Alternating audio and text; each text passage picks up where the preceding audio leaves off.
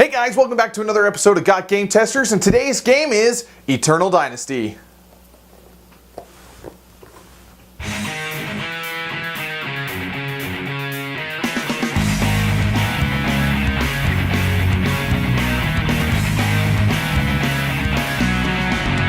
Alright guys, so this is the board for Eternal Dynasty. It's quite a large board actually if you compare it to the size of my hand here.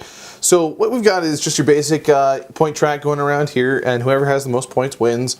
What we have are generations, and depending on it basically just keeps track of how many turns there are in the game, depending if there's 5 players, 4 players, or 3 players. It's a little interesting, I'll talk about that a little bit later. Here we have the basic influence tokens that are going to take over. Each space has a military and a political side to each one of these, what are they called, provinces. And as you place these influence down, basically whoever has the highest total of, or highest sum of influence is going to be the one who controls that area, and that person's going to get points for each of those areas.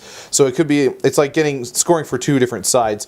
If you score on both of them, however, you're going to get this cool thing called coins, and coins are just free points that that are bonuses, but they could be ranged from 0 to 3, I believe. So those are the coins are.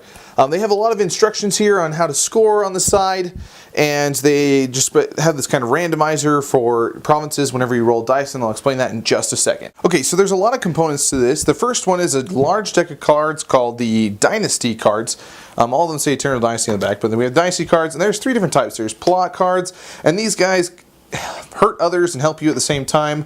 Deployment, just help you, and alliance allows you to help you and another person. So basically it's just supposed to get a lot of table talk going, a lot of deals and things like that, from between making enemies, helping yourself, or making allies and such. And that's why we have the different cards there. That's the first deck. The next deck we're going to look at are event cards. And event cards are, well, just as they sound, every single generation there's going to be a new event, and they can be minor or major. And if it's a minor, then you play another event card. If not, you just if it's a major, then you just read what the text does. And they usually do bad things, but there's some good things in there as well.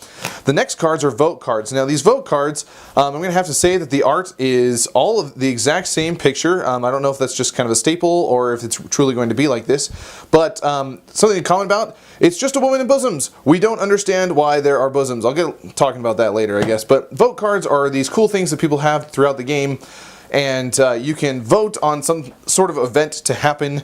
Like in this case, it says, if passed, each ruler must remove 3 military and 3 political influence from any combinations or provinces.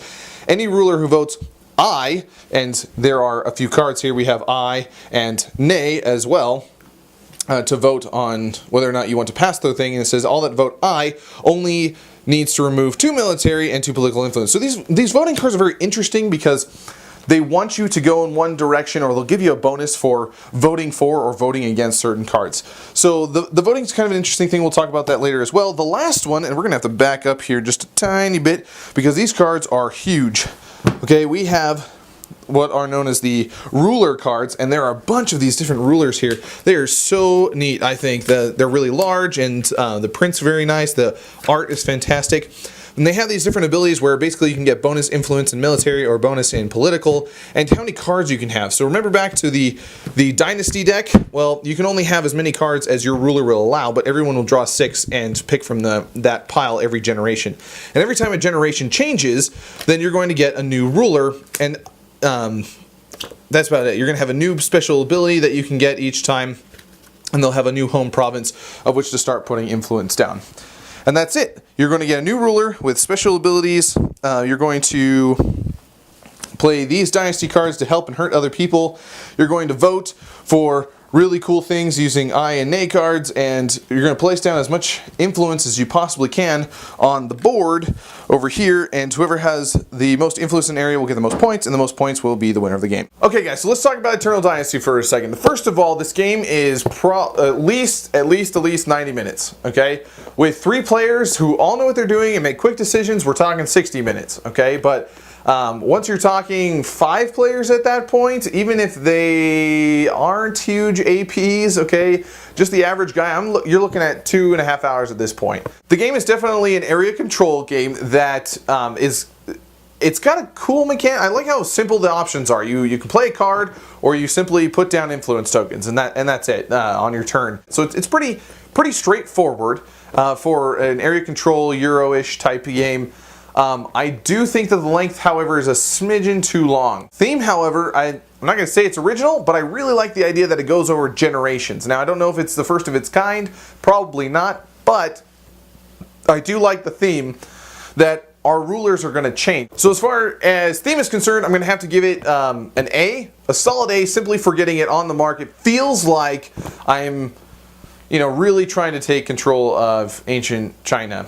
So there's that. As terms of flow, I think the flow isn't choppy at all. I think it's pretty straightforward. Everyone can have kind of like this sigh of relief once we get to the end of a generation, so that way we can score and things like that. Nonetheless, it does give you kind of this like pressure as it builds up from each turn to turn, playing cards and putting down influence tokens.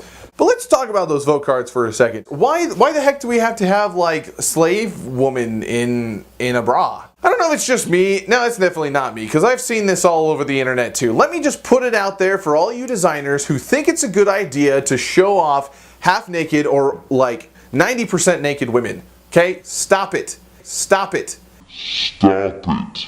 It doesn't help your game at all. People actually lose respect for you as an artist and a designer to think that almost naked women on your game is going to be acceptable, okay? That's going to be my rant for today. Stop it with the naked women, all right? It does not help your game. We basically had to call them boob cards the whole time, all right? We didn't call them vote cards, we call them boob cards, because that's all you see when you look at the card. I'm really disappointed with those people. Okay, that's enough of my rant. So, moving on. The board itself is nice. I like how it's laid out. Everyone that's played this game, however, has said the same thing, which is make the spaces larger. So shrink down all that text from the side of the board, and you can make all the spaces larger so there's more influence spaces for influence tokens and such.